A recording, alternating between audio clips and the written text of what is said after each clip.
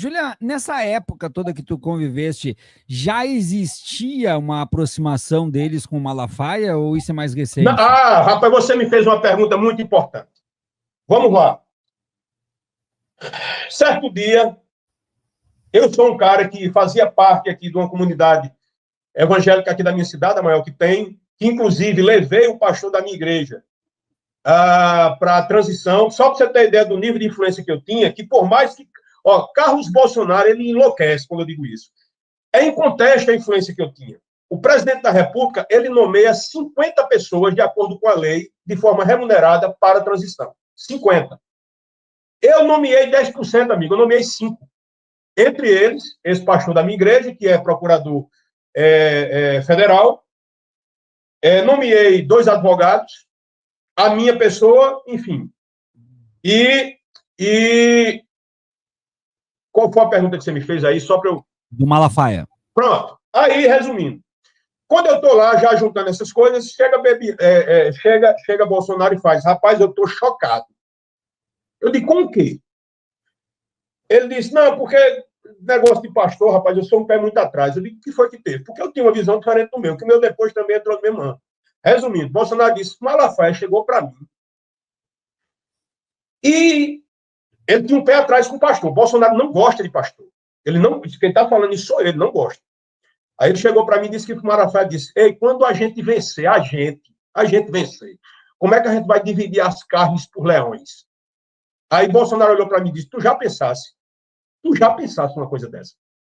E para você ter ideia, quando teve a questão da conversa com o o deputado Luiz Felipe, que ia ser vice e tal, que a gente foi para a casa de Carlos Bolsonaro, saiu de um hotel lá da Barra e foi para a casa de Bolsonaro, quem chegou lá foi Magno Malta, que no tempo, gosto muito de Magno Malta, a minha eleição aqui na Paraíba, ele me ajudou bastante, inclusive veio no lugar de Jair, porque Jair realmente teve o problema da facada. Chegou ele e Magno Malta estava com muita vontade de ajudar, mas com a moral lá embaixo com eles. Michel não queria Magno Malta perto. E chegou Magno Malta com Malafaia lá na casa de Jair. Amigo, Bolsonaro deu um chá de cadeira lá fora da casa. Não foi entrando, não. Lá fora. De mais de 1h30. Malafaia olhava para Magno Malta e olhava para mim e dizia, será possível, rapaz? Rapaz, é horrível a forma como esse povo bajulava, era subserviente, dava nojo. É uma personalidade que eu não tenho, entende? Eu era um cara muito próximo, íntimo, e eu não conseguia ser tratado como eles eram. Bolsonaro, ele usa qualquer pessoa. E Ciro Malafaia sabe disso. Ali não tem amizade. Hoje, Malafaia se tornou uma espécie de cão de guarda dele, porque a vaidade dele é isso. Bolsonaro, ele prostituiu as comunidades evangélicas pela vaidade.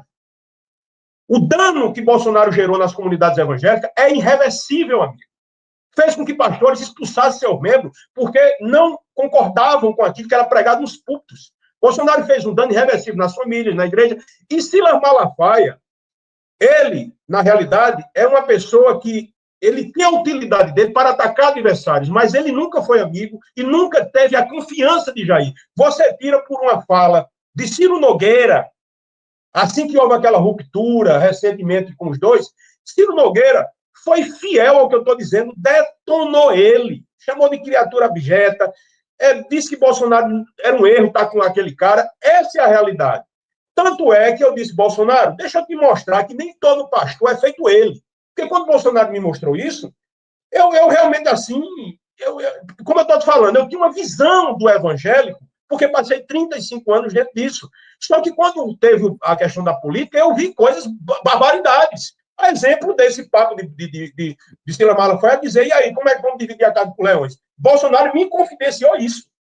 Aí eu apresentei o meu pastor a Bolsonaro, que quando Bolsonaro veio aqui em Campina Grande para um evento, eu marquei com esse meu pastor para que Bolsonaro o conhecesse. Ele foi até escondido, porque não queria que a imagem dele vinculada a Bolsonaro. Foi na casa que o pastor tinha aqui num certo condomínio fechado, no meio da cidade.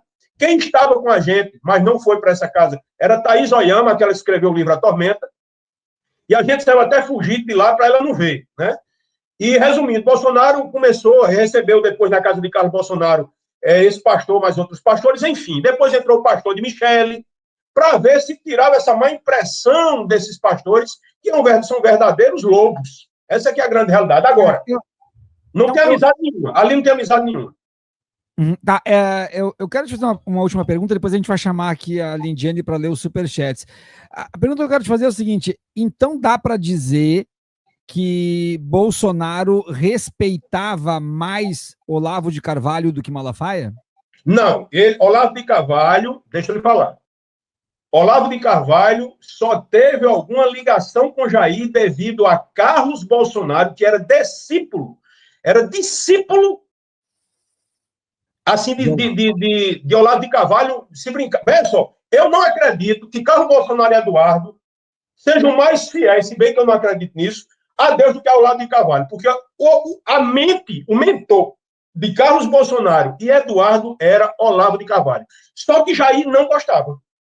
Jair ainda deu uma moralzinha, conversou, Olavo de Carvalho depois se sentiu escanteado, meteu o pau em Bolsonaro, você pode reparar que tem isso aí, isso aí apareceu. Sim. Inclusive Sim. Dizendo que Bolsonaro será igual a Maquiavel, vai viver dos favores dos seus inimigos depois, por ter jogado exatamente aqueles que conduziram ele ao poder, deixado para trás. Olavo de Carvalho, eu digo até a você, Olavo de Carvalho, mesmo com aquelas ideias malucas dele, fazia, entre aspas, sentido algumas coisas que ele dizia, mas ele não era nem de longe o mentor de Jair Bolsonaro, é porque tinha uma turma dessa direita mais radical que tinha e tem Olavo de Carvalho como referência. Então era necessário Jair Bolsonaro ficar quietinho e lidar ali com ele do jeito que todo mundo viu, com Nando Moura, com algumas influências, de certo modo, que fazia sentido. Depois que ele chegou no poder, meu amigo, o que ele fez comigo foi besteira, perto do que ele fez. Olavo de Carvalho, se dependesse de R$1 de Bolsonaro, ele morria. Em algum momento, o Bolsonaro teve algum tipo de simpatia pelo pessoal do MBL? Não é que teve simpatia. Vamos lá. Quando a gente fala desses grupos que chegavam próximos, eu não posso desvincular Jair Bolsonaro de Carlos Bolsonaro, tá? Uhum. Porque quem era o grande olheiro desses grupos e, de certo modo, ficava assim olhando, porque Jair, o que é que acontece? Parece até paradoxal o que eu vou dizer. Jair é um cara que, se ele não estiver perto dos filhos, e eu digo antes da campanha, você conversava com ele, batia um papo, era aquele cara baixo clero, sem estilo, é o cara que come frango com farofa, é um desmantelo, ele é aquilo mesmo, não é personagem, ele como um ovo ruim se tiver, é um estômago de avestruz. Agora, é um cara sem estilo. Agora, ele é um cara que foda-se. Mas quando entrava, por exemplo, um MBL para se aproximar de Jair, aí não. Aí, amigo, se tornava um problema, porque o Carlos intervia. Os meninos se aproximaram, mas é um menino que tem, de certo modo, sua independência. Tem o seu mercado eleitoral. Então, não dependia muito de Bolsonaro, né?